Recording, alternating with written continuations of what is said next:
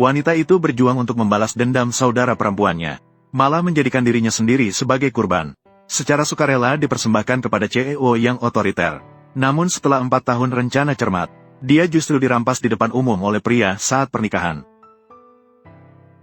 Apakah ini benar-benar keberhasilan balas dendam? Atau mulai terjerembab?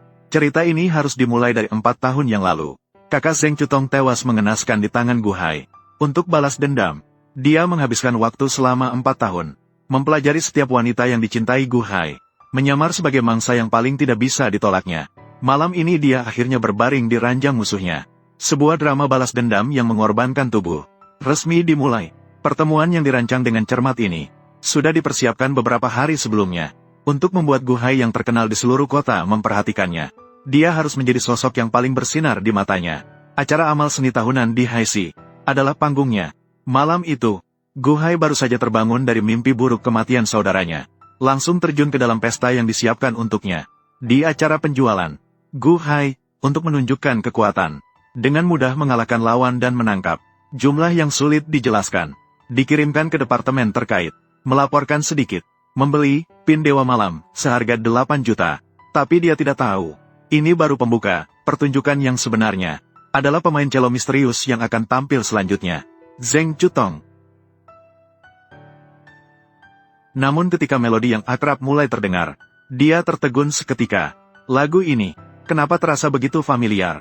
Wanita ini, dan mengapa membuatnya merasa seperti pernah mengenalnya? Ini adalah rencana cermat Zheng Chutong. Dia menggunakan lagu favorit kakak Gu Hai, untuk membuka kembali ingatannya yang terkubur. Di belakang panggung, kedua orang akhirnya bertemu. Zheng Chutong membuka dengan lagu yang melupakan setiap kata penuh duri, tantangan bagi otoritas dan aturan Gu Hai. Keberaniannya dan keunikannya sepenuhnya membangkitkan keinginan menguasai Gu Hai.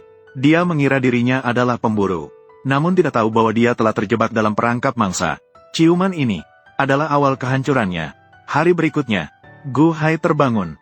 Yang dilihatnya adalah noda merah di spray dan kartu bank dingin. Zheng Chutong telah pergi, hanya meninggalkan satu kalimat. Hanya pengalaman semalam. Saya sangat puas. Sepenuhnya menghancurkan Gu Hai. Kebanggaan yang mengukur segalanya dengan uang. Zheng Chutong menghilang. Gu Hai menggunakan semua kekuatannya, namun tidak dapat menemukan jejaknya sama sekali. Dia seolah-olah menghilang dari dunia. Semakin dia tidak bisa menemukan, semakin gila dia. Dan nilai dirinya justru ada dalam kegilaan ini. Diangkat tanpa batas. Permainan kucing-kucingan ini harus diakhiri. Sekarang, saatnya baginya untuk menemukannya. Zheng Chutong kembali ke rumah yang rusak hingga ke inti. Ini adalah panggung berikutnya yang dia siapkan untuk Gu Hai. Seperti yang diperkirakan, keluarga yang serakah demi uang jaminan 50 juta, ingin menjualnya kepada tuan muda cacat dari keluarga Liu. Mereka bahkan menggunakan tujuan saudara perempuannya untuk mengonkom, memaksanya untuk menyerah.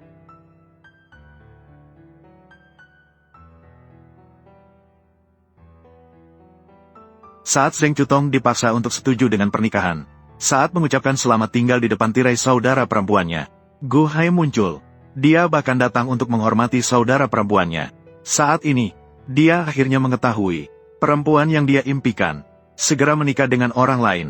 Anak buahnya juga menemukan, keluarga Zheng telah menerima uang untuk menikahkannya dengan Tuan Lumpu Liu Mingxuan.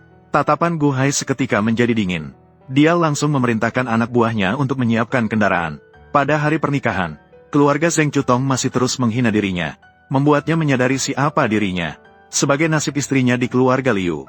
Ketika dia mendorong pengantin pria di kursi roda, saat dia putus asa mengenakan cincin, pintu besar pernikahan didorong dengan keras. Gu Hai memasuki ruangan dengan aura yang kuat. Dia dengan angkuh mencabut penutup kepalanya. Di depan semua orang, mengumumkan kepada keluarga konyol ini, bagaimana saya tidak tahu, wanita saya sudah menjadi barang dagangan untuk kamu. Menghadapi pertanyaan enggan dari pengantin pria, Gu Hai melirik dengan sinis.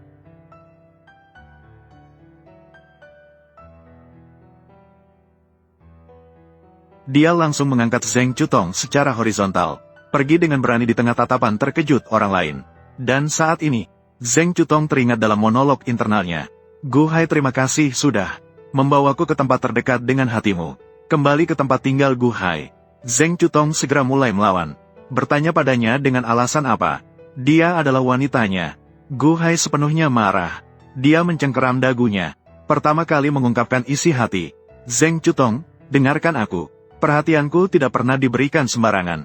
Belum ada wanita yang berani menolak Gu Hai. Dia mengira dirinya kembali menguasai. Namun malam itu, kembali terjebak dalam mimpi buruk tentang saudarinya. Gu Hai yang terbangun, menemukan Zheng Cutong tidak hanya tidak takut, namun malah lembut menenangkannya. Dia bahkan tahu, obat yang dia minum adalah untuk mengobati penyakit mimpi buruk. Pertunjukan yang sangat sempurna ini, membuat hati Gu Hai yang dingin. Untuk pertama kalinya disinai matahari. Pagi hari berikutnya, dia melihat ke dapur. Zheng Cutong yang menyiapkan sarapan untuknya, ternyata merasakan kehangatan yang belum pernah ada sebelumnya. Saat kedua orang itu menikmati momen kebersamaan ini, sebuah panggilan dari orang asing memecahkan kebuntuan. Setelah Gu Hai selesai menerima telepon, ekspresinya berubah. Dia tidak tahu bahwa, dalam pandangannya, kenari ini yang bisa membuat keadaan siap dalam 24 jam. Sebenarnya adalah seorang aktris berbakat.